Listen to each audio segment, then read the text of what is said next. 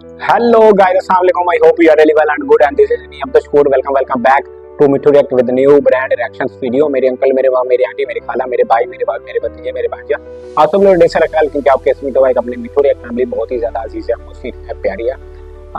सबसे पहले तो आई एम सो सॉरी, काफी दिनों बाद हम बैक कर रहे हैं आफ्टर अ लॉन्ग टाइम। और थोड़ी मसरूफियत भी थी और थोड़ा सा जो मेरा दूसरा मोबाइल था ना वो खराब हो गया था और अब न्यू लिया, न्यू बाय किया एक मोबाइल, ठीक है। और अब से जो है हम आप लोगों को डेली रूटीन में हमारी वीडियो अपलोड होगी हमारे चैनल पे। एक्चुअली यार जो मेरी वीडियो जब मैं वीडियो रिकॉर्ड करता हूँ तो उसके लिए मुझे 2 मोबाइल की ज़रूरत होती है और साथ में हमें स्टैंड विद रिंग लाइट की और एयरबड्स की, साथ माइक की भी ज़रूरत होती है, ठीक है। अब हमने अपना सामान मुकम्मल कर लिया।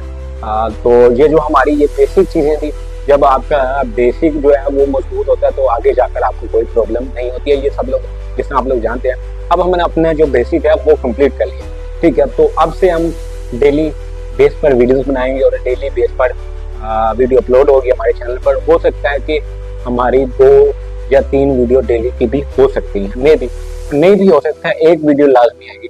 बट आज जो हमारी वीडियो है उस पर अपना रिएक्शन देंगे। हमारे वीडियो का जो टाइटल है Pakistani media reaction on Pakistan cricket board appoint new head coach for Pakistan cricket team, ठीक है। और ये जो कोच साहब है माइक हसन, एक्चुअली ये पाकिस्तान सुपर लीग की एक फ्रेंचाइज इस्लामाबाद यूनाइटेड जो मोस्ट सक्सेसफुल टीम भी कह लें, ठीक है। उनके हेड कोच रह चुके हैं और उनको अपॉइंट किया और इस पर पाकिस्तानी मीडिया का क्या रिएक्शन वो आप लोगों को दिखाते हैं। उसके बाद हम मोहब्बत भरी गुफ्तगू भी करेंगे, मगर उससे पहले आप हमारे चैनल पर नए हैं, चैनल को अभी तक आपने सब्सक्राइब नहीं किया है तो जल्दी जल्दी चैनल को कर ले सब्सक्राइब और घंटे के बेल आइकन को भी जरूर दबा देना कि आने वाली वीडियो का नोटिफिकेशन आपको जरूर मिल सके। पाकिस्तान क्रिकेट बोर्ड में पाकिस्तान क्रिकेट बोर्ड में हमारे क्रिकेटर्स को टॉयलेट की भी नौकरी मिलेगी, ये टॉयलेट की भी नौकरी। मैं ये लफ्ज बोलना नहीं चाहता था लेकिन बहुत अरसे बाद फिर मैंने सोचा अब बोलना बहुत जरूरत है। जो कल सिलेक्शन कमेटी अनाउंस हुई, एक तो वो चीफ सिलेक्टर जो 70 साल का बेबी बॉय है, वो हमारे लोग समझते हैं अभी कोई 20 साल का 25 साल का बड़ा कोई जबरदस्त काम करेगा, लेकिन जाहिर बात है सब मिले में और वो 70 साल बेबी बॉय को, बुढ़े को नौकरी तो कहीं मिलनी नहीं है। तो उसको ये पता है कि यहाँ पे कोई चपलूसियां करके गीदर सिंह उसके पास है कोई इस्तेमाल करके वो आ जाता है यहाँ पे। उसके साथ जो सिलेक्शन कमेटी अनाउंस की जिसमें यासिर हमीद भी है, मोहम्मद समी और कामरान अकमल है। कामरान अकमल साहब जूनियर सिलेक्शन कमेटी के हेड हैं वो, ठीक है, वो chief selector junior selection committee के। सोने पे सुहागा देखो कि वो पाकिस्तान टीम के अंदर भी सिलेक्शन कमेटी में आ गया है, ठीक है। मतलब क्रिकेट बोर्ड अगर कोई भी गलतियां करेगा और हमारे प्लेयर जो है उनको नौकरियां चाहिए, ठीक है ना, वो किसी भी तरीके से आके नौकरियां कर ले। और ये वो कामरान अकमल साहब है, इसका तो मैं खुद गवाह भी हूं ना, आपने देखा भी होगा कि मेरे साथ टीवी चैनल्स में बैठ के बड़ा सिस्टम की बातें किया करता था ये कामरान अकमल, ठीक है। कहता जी सिस्टम होना चाहिए, कहता था जी हाँ वो एक लफ्ज इस्तेमाल करता था, साड़ी तक किसी ने सुननी नहीं, ये इस किस्म के लफ्ज इस्तेमाल करता था, ठीक है। और बैठ के बड़ा कोई ऐसा बताया शो करता था लोगों को जैसे पता नहीं मेरे से अच्छा कोई बंदा कोई नहीं है सिस्टम के ऊपर बात करने का। तो भाईजान मुझे कामरान अकमल साहब ये तो बताओ कि वो जो 70 साल का बुढ़ा है क्या वो अच्छा सिस्टम है? उस सिस्टम के अंदर तुम काम करने की कोशिश तुमने की है, ठीक है। मतलब यानी आप लोगों को ये सब आप लोग सारे ड्रामेबाज हैं, ये सिर्फ तनवीर अहमद है बस जिसमें तप्पड़ है और हिम्मत है, जो टीवी पे बोलता है और वो करके दिखाता भी है, ठीक है ना। और वो कहता भी है कि मैंने क्रिकेट बोर्ड में जाना नहीं है क्योंकि जो सिस्टम है लोगों का इनके बीच में कभी काम ही नहीं करना। और कोई जबान वगैरह रखो यार, जो टीवी चैनल पे बात करते हो ना सारे भूखे हो, सारे भूखे नौकरियों के भूखे हो। उसके बाद मुझे ये बताया यासिर हमीद, ठीक है, यासिर हमीद एक नया आया है, समझ आती है, चलो इस पे आप थोड़ा सा कुछ कह सकते हो, लेकिन मेरा कहने का मकसद ये है कि यासिर हमीद ने जब से क्रिकेट छोड़ी है वो क्रिकेट बोर्ड की कमेंट्रियां कर रहा है, ठीक है। उसको सिलेक्शन कमेटी का जीरो पता नहीं है, सही है। वो आके एकदम से सिलेक्शन कमेटी में आ गए हैं, कभी क्रिकेट बोर्ड में कमेंट्रियां करने लग जाते हैं, कभी सिलेक्शन कमेटी में आ जाते हैं। उसके बाद मोहम्मद समी की बात करता हूं, ठीक है, वो मेरे पॉडकास्टिंग का मेंबर है, लेकिन बात यह है कि जो मुझे सही लगेगा मैं वो बात करूंगा, कोई नाराज होते उसकी अपनी मर्जी है, ठीक है। बात यह है कि यही मोहम्मद समी है, ये लेवल 2 या 3 कोचिंग कोर्स इन्होंने किया पाकिस्तान क्रिकेट बोर्ड से, फिर उसके बाद JPL में इन्होंने बॉलिंग कोच लगे ये अंडर 19 के बच्चों के। भाई बात यह है कोई विजन तो रखो अपना, एक विजन तो एक सोच तो रखो कि भाई हमने पाकिस्तान क्रिकेट बोर्ड में अगर नौकरी करनी है तो ये हमारा काम है, हमने कोचिंग करनी है तो हमने कोचिंग की तरफ जाना है, हमने कमेंट्री करनी है तो हमने कमेंट्री की तरफ जाना है। तो इसका मतलब तो ये है कि सारे बेवकूफ बनाते हो, जहां पे नोट नजर आएंगे, जहां पे पैसा नजर आएगा, ठीक है, वहां चले जाओगे। सिर्फ नोटों की कहानी है। और ये जो सिलेक्शन कमेटी में कुछ मेंबर्स ऐसे मैं बड़े अच्छे तरीके से जानता हूं कि कितने यस मैन होंगे ये या कितना फाइट करेंगे ये मुझे पता है, ठीक है ना, कि कौन किसके लिए कितनी फाइट करेगा। जिस ये इनमें से कुछ यस मैन है ठीक है, जो मुझे नजर आता है वो आगे चल के पता चल जाएगा। उसके बाद जूनियर सिलेक्शन कमेटी की बात करते हैं। एक तो कामरान अकमल साहब को जूनियर की भी रखा हुआ, ना सर है ना पैर है किसी चीज का, ठीक है। उसके बाद कामरान अकमल को तो तौसीफ अहमद साहब की बात कर लेते हैं। ये वही तौसीफ अहमद साहब हैं जो क्रिकेट बोर्ड से फारिग हुए थे और सुबह दोपहर शाम कराची टेस्ट में मीटिंग, बुराइयां उधर, बुराइयां टीवी पे, बुराइयां उसकी बुराइयां। ये मैं तो नहीं कह रहा ना, इनके इंटरव्यू सुन लो, वो क्रिकेट बोर्ड में आ गए क्योंकि ये सब चाहते ही क्रिकेट बोर्ड में नौकरियां करने। उसके बाद अरशद खान की बात सुन ले। अरशद खान साहब ऑस्ट्रेलिया में काम किया करते थे, रोते रहते थे, कभी किसी को क्या वो जी ऑस्ट्रेलिया में क्या टैक्सी चला रहा हूं, कभी क्या, ये न्यूज में भी आया, हर जगह पे आया। वहां से आए ठक करके पाकिस्तान क्रिकेट बोर्ड में लग गए, पहले शायद पीएसएल में लगे किसी फ्रेंचाइज में, वहां से आगे लग गए। बाहर रहते हैं, काम धंधे बाहर करते हैं, यहाँ के नौकरियां करने लग जाते हैं, ठीक है। उसके बाद तैमूर खान की बात कर लेते हैं। ये वो तैमूर खान है, ठीक है। इनको आई थिंक क्रिकेट बोर्ड ने, लास्ट क्रिकेट बोर्ड उससे पहले किसी ने फारिग किया था, वसीम खान के शायद दौर में। उसके बाद ये रोते रहे कि जी मुझे फारिग किया, लेवल 3 लेवल 4 कोचिंग कोर्स किया, कोई पूछता नहीं है। उसके बाद आए क्रिकेट बोर्ड में, 19 के शायद मैनेजर लगे, अभी सिलेक्टर लग गए। सबको नौकरियां चाहिए।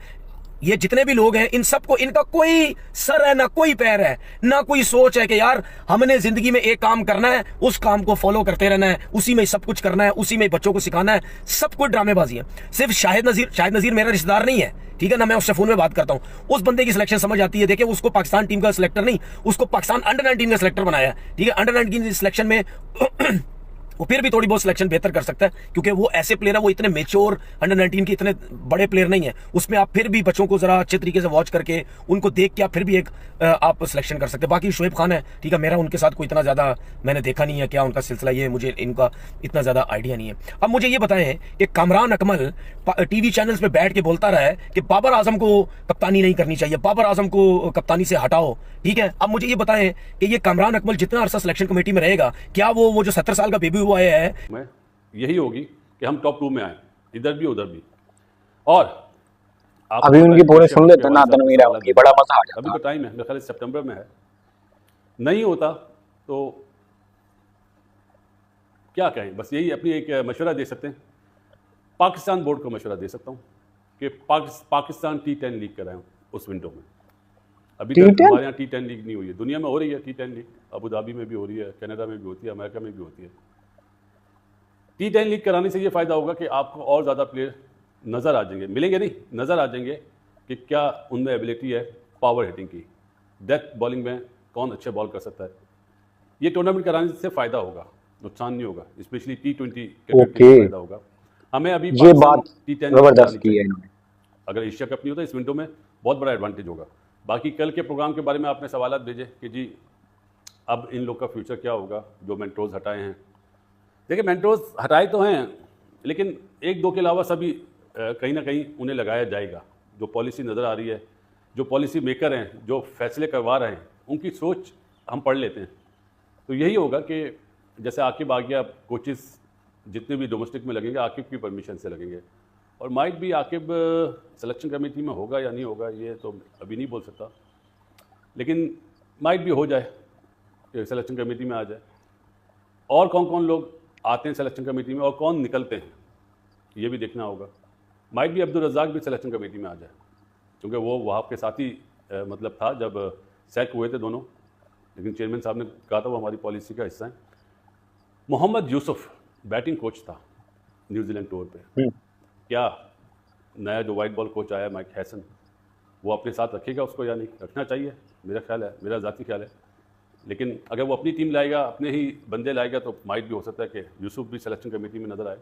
तो आइंदा आने वाले दिनों में थोड़ा सा तस्वीरें खुल के सामने आएंगी। हाँ, यह है कि टीम कब अनाउंस होगी बांग्लादेश के अगेंस्ट। मुझे नहीं लगता बाबर और रिजवान शायद इस टीम में हों। नहीं होते, आपने सवालात भी भेजे, नहीं होते तो आना तो उन्होंने ही है, क्योंकि जिन जिन लड़कों को आप ट्राई करेंगे, एक टूर के बाद, दो टूर के बाद फिर सब आवाज़ आएगी, अरे नहीं यार ये अच्छा नहीं, हटाओ नहीं, हटाओ हटाओ, उन्हें लाओ। तो इस वक्त किताबें सबके लिए खुल चुकी हैं, दरवाजे सबके लिए खुले हुए हैं, कौन आके परफॉर्म करेगा वो अपनी जगह बना लेगा। ये था जी आज का प्रोग्राम। बाकी आपके सवालात और भी हैं, वो इंशाल्लाह टाइम मिला तो रात में, नहीं तो ना कल बात करेंगे। लेकिन PSL और IPL में अब ये देखेंगे कि ओवरसीज़ कौन कौन आता है। बहुत सौ की अपने मुल्कों की इंगेजमेंट भी है, सीरीज़ भी है, फाइनल भी है वर्ल्ड टेस्ट चैंपियनशिप का। मज़ा किरकिरा होना नहीं चाहिए।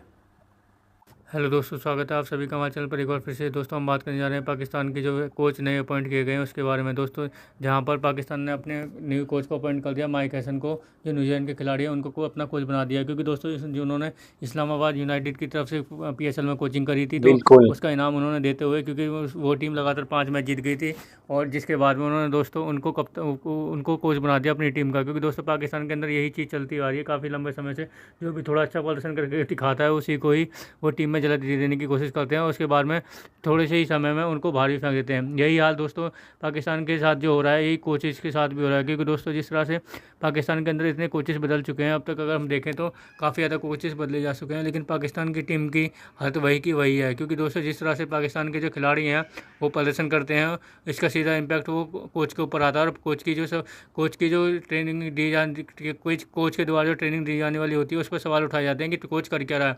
हालांकि दोस्तों जब सामने से खिलाड़ी के अंदर ही कोई दम नहीं होगा तो कोई भी कोच क्या कर लेगा।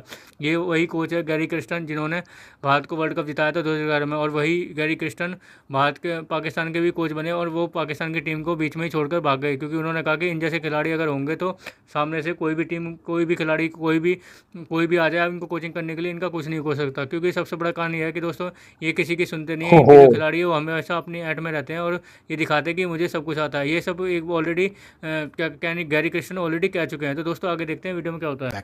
But the white coach announcement was important इसलिए क्योंकि पाकिस्तान ने भी बांग्लादेश से 5 T20 इंटरनेशनल खेलने at home in May and June, early June. लेकिन सुना यह है कि मिसबाह हक साहब जो हैं, former captain, former head coach, he is and also chief selector, he is again in the run to, मतलब he is being considered as a potential, as a top candidate to be given the responsibility of red ball head coach. Personally आप मुझसे पूछे तो I think for test cricket I would sorry गले में थोड़ा सा मसला हो रहा है। पर्सनली मुझसे मेरा ओपिनियन ये है कि ठीक है, वो जो भी उस पर वो लगते हैं डिफेंसिव कप्तान और ये वो करके हम भी कहते थे, लेकिन ये कि आई थिंक कि जो मिसबाह की पर्सनालिटी है वो बड़ा सूट करती है टेस्ट क्रिकेट के लिए। And I think even when he was head coach of the Pakistan team before for nearly 2 years he did pretty well with the test team. तो आई थिंक मतलब वाइट बॉल के लिए mic Hesson बिल्कुल ठीक है, लेकिन टेस्ट क्रिकेट के लिए अगर मिसबाह को कंसिडर किया जा रहा है with all his experience and all, it won't be a bad idea at all. लेकिन ये था जी पाकिस्तानी मीडिया का रिएक्शन, जो पाकिस्तान क्रिकेट बोर्ड ने नए हेड कोच को मुकर्रर किया, माइक हसन, जो कि इस्लामाबाद की हेड कोचिंग कर रहे थे और काफ़ी सक्सेसफुल टीम भी है PSL में। तो शायद उसका जो रिवार्ड है वो माइक हसन को दिया है एज आ पाकिस्तान हेड कोच की सूरत में। ठीक है, सबसे पहले जो तनवीर अहमद कह रहे थे कि पाकिस्तानी एक्स क्रिकेटर को जॉब चाहिए पाकिस्तान क्रिकेट बोर्ड में, चाहे वो टॉयलेट साफ करने की ही क्यों ना हो। लाइक जिस तरह से उन्होंने एक्सप्लेन किया, इस बात से वाकई हमें लग रहा है कि कोई एक क्रिकेटर भी नहीं था जो हमारी सिलेक्शन कमेटी के मेंबर थे, उनमें से कोई ऐसा मेंबर नहीं है जिसने कोई एक शोबे में काम ना किया।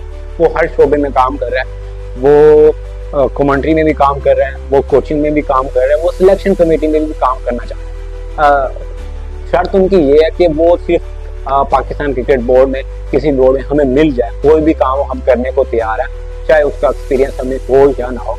मोहम्मद शमी की बात कर लें, वो एक्चुअली बॉलिंग कोच भी हैं, उसका उन्होंने कोर्स भी किया है लेवल 2, जो बॉलिंग कोचिंग कोर्स है वो PCB ने करवाया, वह भी उन्होंने किया हुआ है। उसके बाद यासिर अहमद की भी बात कर लें, उन्होंने भी किया हुआ है। कामरान अकमल को देख लें तो वो हमारे जो जूनियर में वो तकरीबन सिलेक्शन कमेटी के हेड है मेरी, तो वो अब वो सिलेक्शन कमेटी भी सीनियर टीम में भी आ रहे हैं, वो भी हैं। तो इस तरह उन्होंने एक्सप्लेन किया कि यार ये चीज़ नहीं होनी चाहिए। और वो भी बात उन्होंने बताई है तनवीर अहमद ने कि कामरान अकमल और मैं इस चीज़ का गवाह हूँ। कामरान अकमल ने एक शो में, हम दोनों ही उसी शो में थे, वहाँ पर ये बार बार कहते थे कि यहाँ का जो सिस्टम है पाकिस्तान क्रिकेट बोर्ड का, वो सिस्टम ठीक नहीं है। अगर वो सिस्टम ठीक नहीं है तो आप लोग उसके साथ काम करने को क्यों राजी हो? तो जाहिर सी बात है, हमें यही लगता है कि आप पैसे के लिए ये सब कर रहे हैं। तो ये चीज़ हमें देखने को मिली। और माइक हसन जो है वो पाकिस्तान के नए हेड कोच बन चुके हैं। और उसके साथ साथ जो आज के हम रिएक्शन दे रहे हैं ये काफ़ी बात का है। और इस पर पाकिस्तान इस वक्त जो है वो सीरीज़ भी जीत चुका है, आप लोग सभी जानते हैं। पाकिस्तान ने जो है 3-0 से ये सीरीज़ जीती है, बांग्लादेश को वाइट वॉश किया है। और 4 साल बाद जो है होम ग्राउंड पर पाकिस्तान ने T20 सीरीज़ इंटरनेशनल जीता। अब जी पाकिस्तान ने नेक्स्ट सीरीज जो है पाकिस्तान की, वो दोबारा बांग्लादेश के साथ है। 18 जून को जो है वो ढाका जाना है पाकिस्तान क्रिकेट टीम ने। 20, 22 और 24 को ढाका मीरपुर में ही मैचेस खेले जाने हैं, तीनों मैचेस एक ही ग्राउंड में। तो ये एक मतलब यूँ कह लें गिफ्ट भी है जो भी हो। तो लेट्स सी कि ये सीरीज़ जिस तरह पाकिस्तान ने वाइट वॉश अपने होम ग्राउंड पर की है, क्या बांग्लादेश में जाकर वाइट वॉश नहीं करता, कम से कम जीत जाएगा, वो देखना है। तब तक के लिए हमें दीजिए इजाज़त। अपना और अपना ईद वालों का रखें ढेर सारा ख्याल। Signing off.